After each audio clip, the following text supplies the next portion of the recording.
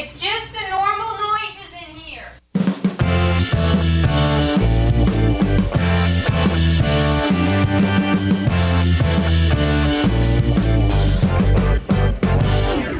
This is Polyphonic Press, the podcast where two music fans pick a classic album completely at random. Using the patented random album generator, they are given an album to review from a curated list of over 1,000 classic releases, spanning multiple genres. And now onto the show. Here are your hosts, Jeremy Boyd and John Van Dyke.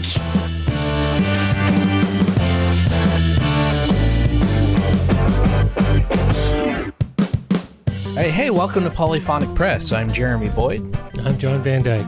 And let's not waste any time. We've got the patented random album generator right in front of us here. So let's hit the button and see what album we're going to be listening to this week. And the album we're going to be listening to is Digital Underground Sex Packets. Okay, so let's see a description of the album. All right, so it says Digital Underground's debut album Sex Packets is a landmark in hip hop, blending humor, funk, and creativity into a genre-defying masterpiece. Released in 1990, the album is heavily influenced by P-Funk sound of Parliament-Funkadelic, led by the charismatic Shock G and his alter ego Humpty Hump. The group's playful, irreverent style is on full display, along with innovative sampling and production that set it apart from the gangsta rap dominating the era. The album's concept revolves around fictional sex packets, a satirical sci-fi invention offering a hallucinogenic sexual experience. This loose narrative underpins the project, showcasing Digital Underground's knack for storytelling and world building. Standout tracks include the massive hit The Humpty Dance, an infectious party anthem known for its funky bassline and hilarious lyrics, and Doowutchyalike, a carefree track encouraging listeners to embrace self-expression. Beyond the humor, tracks like Packet Man and Freaks of the Industry showcase clever wordplay, while the production layers samples from funk legends like George Clinton and Bootsy Collins to create a rich sonic tapestry. Sex Packets is both a celebration of funk's legacy and a bold leap forward for hip-hop, cementing Digital Underground as pioneers of their time. Okay, so this was released on March 20th, 1990. The genre is hip-hop, and the label is Tommy Boy and Warner Brothers, and produced by the Digital Underground. And there's 14 tracks on the song, and side 1 and side 2 is pretty divided evenly. I believe it's the same track listing. Oh, it's not quite the same track listing as the CD. I think we'll probably be listening to the CD version. So if you're listening along, which we encourage you to do, the album starts with the title, the Humpty Dance, and side 1 ends with the Danger Zone. So we've linked the album in the show notes, so you can get it on your preferred streaming service to both Apple and Spotify. So if you're listening along, which we encourage you to do, we'll take a break at that halfway point and discuss the album at the halfway mark. And okay, so here we go. Here is the first song on the album, The Humpty Dance. Well, let's check it out.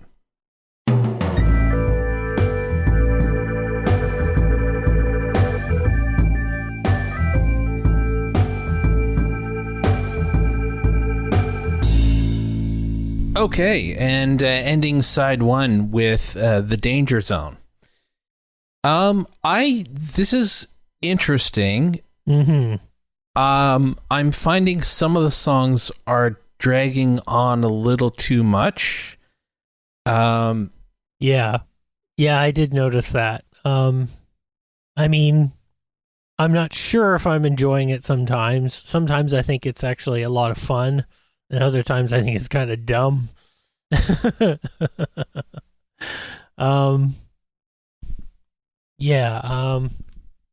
think the bass playing on it is like that's one intense bass sound. It's pretty good. It really is, yeah. Yeah, I mean the instrumentals on this is I like it's there's nothing to complain about there really. I mean it's I kind of think it was interesting when they sampled Jimi Hendrix on the Way We Swing.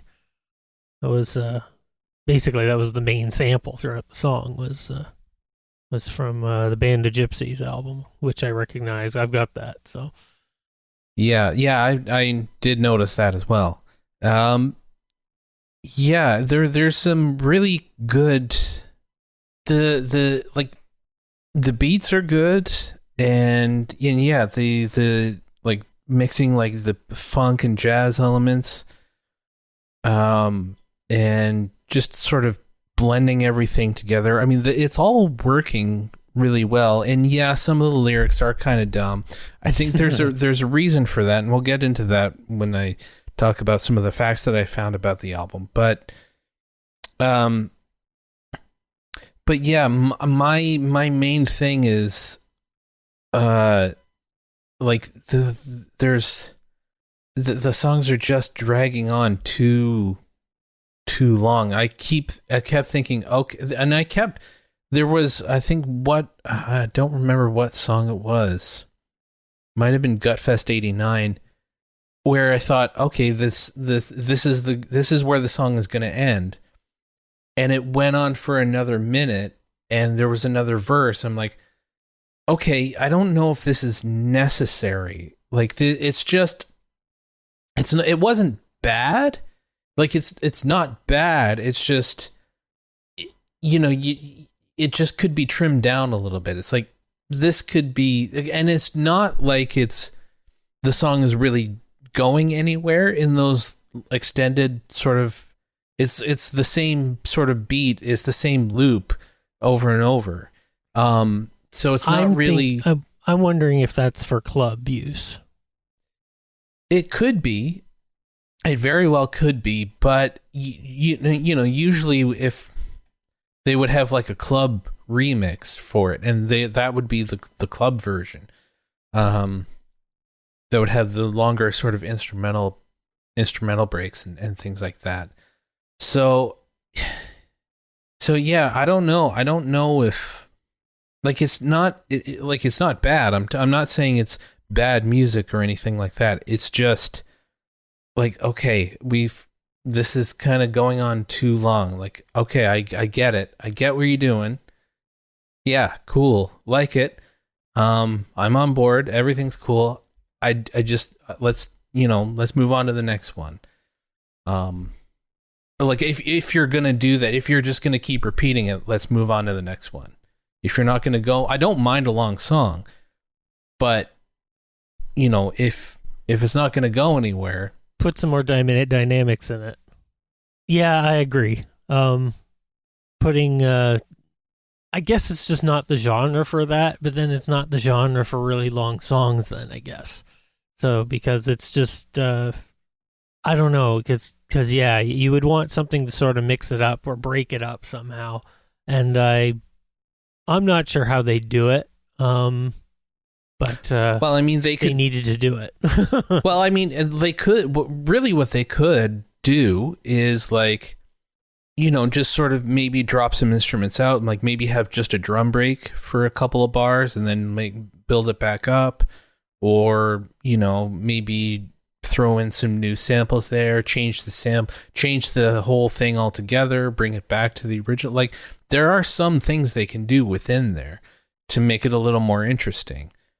But that's I don't know if I'm just being nitpicky. I don't know. Yeah, I don't know. But I do find some of the songs where they did drag. Sometimes the subject matter was kind of dumb. Sometimes it was kind of funny. I like the underwater rhymes one. That was kind of fun. Yeah, I think that was probably my favorite track so far. But having said that, the album was pretty well received critically and commercially at the time. It was released in the spring of 1990, following the success of its two lead singles, Doowutchyalike, a moderate club hit, followed by the Humpty Dance, which reached number 11 on the pop chart. Newsday noted that as the romantic and, in the end, middlebrow self-consciousness of the artist seeps into hip-hop, Digital Underground turns it on its head, shuffling the goofy indistinguishably from the avant-garde, which is like, that's kind of the perfect description for this. Yeah, it could be pretty avant-garde at times. It was pretty. It's obviously not taking itself too seriously, and it is a little experimental in some instances, but it could be a little juvenile at times, I think. Yeah, it's well, I mean, you know, this is their debut album, and I think maybe like, and they produced it themselves, so I think that has a lot to do with it too. Like, they don't have an outside producer coming in and saying, "Hey, you know, let's streamline this a little bit. Let's work on the lyrics. You know, let's, you know, cut some of these songs down a little bit." You know, I honestly don't really know much about hip hop to really say, like, if this were to be released today, would it really do anything? I don't know. I want to say maybe not. It's interesting because hip hop has sort of evolved so much over the years that it just doesn't sound like this anymore.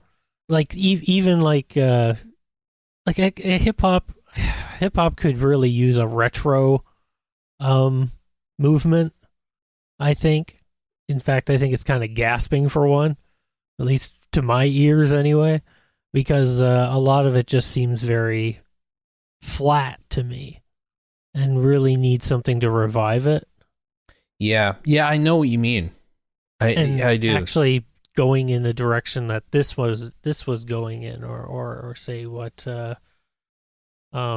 you know, like Grandmaster Flash or the Beastie Boys were sort of doing, would be kind of fun. Make it fun again. No, don't make it just I don't know what the word is. It's just, I don't know. It's missing that spark. Yeah, I know exactly what you mean. You know, country music is the same way. You know, it's just gotten so watered down and commercial, and but you know, I did manage to find a few interesting facts about the album. So the album is actually, it does have a concept, and so this might explain some of the more juvenile lyrics. Is the album is based on a fictional sci-fi concept of sex packets, which are imaginary pills that provide a virtual sexual experience. This idea was partly inspired by futuristic storytelling and satirical commentary on society's obsession with instant gratification. Mm-hmm. Which is interesting that they were talking about that in 1990. Yeah. Which, and you know, now it's like turbocharged. Right. I know. Yeah. Yeah, it's interesting. That does sort of explain sort of the juvenile experiences, especially Gutfest '89. I thought that one was a little bit over the top. Yeah, but if you can imagine that song, like imagine that in like a sci-fi, like cyberpunk kind of movie. Yeah, if you can imagine that scene, it kind of makes a little more sense. Yeah. It still might be juvenile, but you know. But I guess if your concept is going to revolve around sex or something like that, it's definitely sort of an interesting take on sex. But it's I guess you can't help but be a little bit juvenile, at least in this setting. Maybe, I don't know. Yeah, no, I agree. I do agree with that. Yeah. You know, another thing is the Digital Underground was heavily influenced by Parliament-Funkadelic, which we know, and the album is packed with samples from P-Funk's music. Shock G even referred to the group's sound as a continuation of P-Funk's legacy, bridging the gap between 1970s funk and 1990s hip-hop.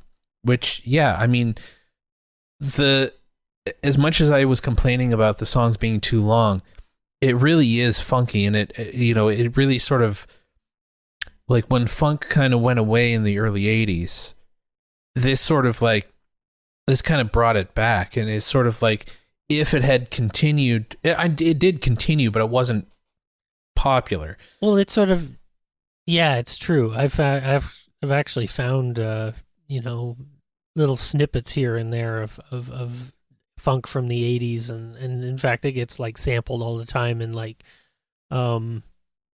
vaporwave and stuff like that.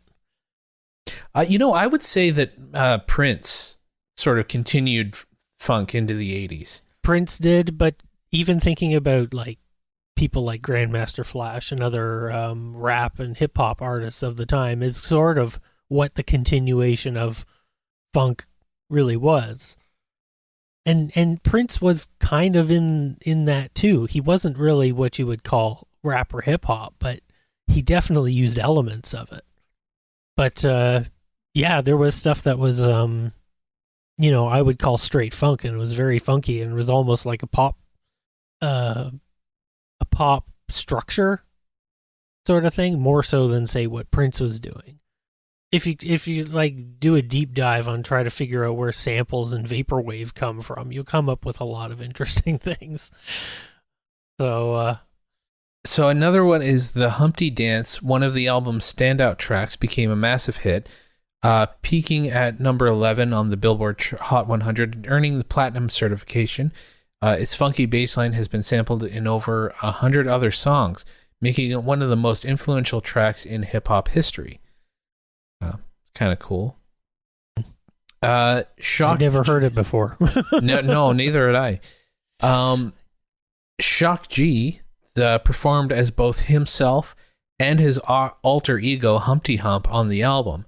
The Humpty character, with his iconic Groucho Marx glasses and fake nose, became an iconic figure in hip-hop, adding a comedic and theatrical layer to the group's persona. Okay, that's kind of fun. Yeah. And another one that I thought this was kind of cool is that Tupac Shakur, who was a backup dancer and roadie for the Digital Underground at the time, made an uncredited appearance in the group's music videos and started his career with them shortly after the album's release. His connection to Digital Underground is often noted as the launchpad for his legendary career. Interesting. So they were pretty significant for hip hop in the 90s. Yeah, I guess they were. But yeah, so I guess we'll get back into the second side of the album. But before we do, let's hear from our friends over at the Album Nerds podcast.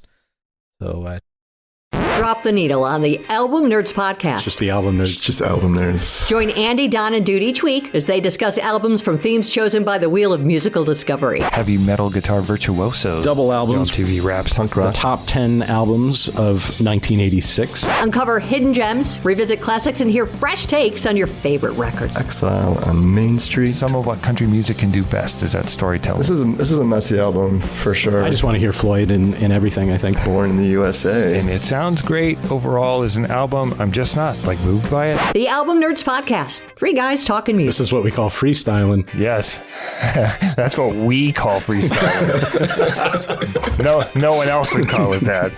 Other people would call it find another podcast to listen to. Okay, so give it a spin wherever you find podcasts and albumnerds.com.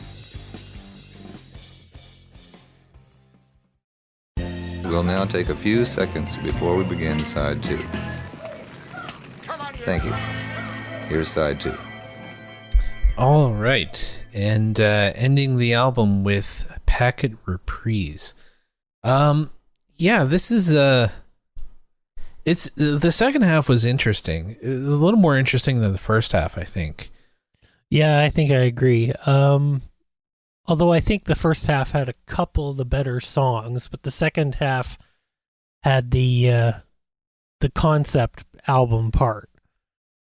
Yeah, I agree. I think I found the first half. Okay, this is going to be complicated.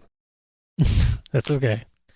The first half had the better songs, but they were a little too long for my taste.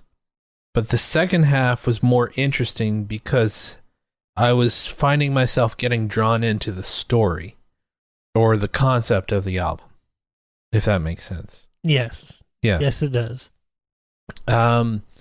So, yeah, I think I can see how this was a significant album and sort of how it sort of changed the way hip-hop was. Because, 1989 hip-hop was sort of more... it was in a transition period at that time. Transition period. There was still an underground element to it, but it was definitely gaining in popularity. It had sort of reached the zeitgeist of the time, but it still wasn't like mainstream radio, at least in most places. In some, I guess maybe in like LA and New York and stuff like that, there was probably dedicated radio stations and they were very popular. But, you go to most places just most places, and it was still very much a novelty in some ways. Yeah, and and stuff like this sort of made, like, it always was a serious art form, but it sort of made, like, in the 90s, I feel like it was taken more seriously by the mainstream as a serious art form. And I think this album sort of helped that along. By the time the 90s wrapped up, the hip-hop and rap and whatnot were all very much mainstream. Yeah, and so I think, the cultural significance of this album, I don't think this is this is, like, we can point to this album as being the turning point, but it definitely is part of it. And I think it definitely sort of shaped and influenced the sound that would come in the following years, for sure. Yeah, it actually sounds more like an album from like the mid-90s than it does 1990. Yeah, it really does. Because it doesn't sound like the Beastie Boys or something like that. It sounds a little bit fresher than that. Yeah, when we did Paul's Boutique, that still sounded like, late 80s hip-hop to me. Hip-hop. And it was. It came out in 89. This, yeah, that's the thing, like, when we listen to, when you listen to an album and someone says, oh yeah, well, if you like that, you should listen to this because they were the first ones to do that. Like, when we listened to that Kraftwerk album, it blew my mind hearing that stuff from the 70s because it's like, no, this is the 80s, but no, they invented that sound, so they're doing it like 5 years before. So it's like it's the same thing here. It's like, no, this doesn't sound like 1990. This sounds like 1995, but no, and that's the thing is I don't think they're necessarily trying. And most people who invent genres don't really know they're inventing a genre. They're just doing what they do. Exactly. No, it's true. Very rarely do I think someone's actually I'm gonna like invent a genre and it's gonna be the next big thing. Like, make that conscious thought. Maybe they do, but it seems like such a long shot. You basically just kind of go out, you're like, oh, I've got an idea for this, and then it just sort of snowballs from there. Mm-hmm. Yeah, exactly. So I think they were one of those people that probably didn't know they were gonna set the sound for the coming decade. They were just making an album the best way they knew how, really. So this brings us to, what would be your three like favorite songs on the album? Yeah, I kind of like The Way We Swing. Underwater Rhymes, and Doowutchyalike, I guess. I would have to go with Underwater Rhymes as well. I think Rhymin' on the Funk, even though it was a little long. Okay. I did like that song. And then I would have to go with Packet Man. Okay. That was pretty fun. So yeah, those would be my choices. So that brings us to the question is, would you listen to this album again? I think I'd listen to parts of it. I don't know if I'd sit and listen to it as a whole because it is so long. Yeah, that's kind of the way that I feel. I think there are some songs on here that I would for sure like to hear again. And maybe the second side with the second side is almost kind of like the second side of Abbey Road, where it's like all the songs sort of work together. So I would probably listen to that again. But yeah, I agree. I don't think I would listen to the whole album from start to finish again. Yeah. Yeah. But that's just personal. Exactly. So I guess we'll end the episode there. Thank you so much for listening if you made it this far.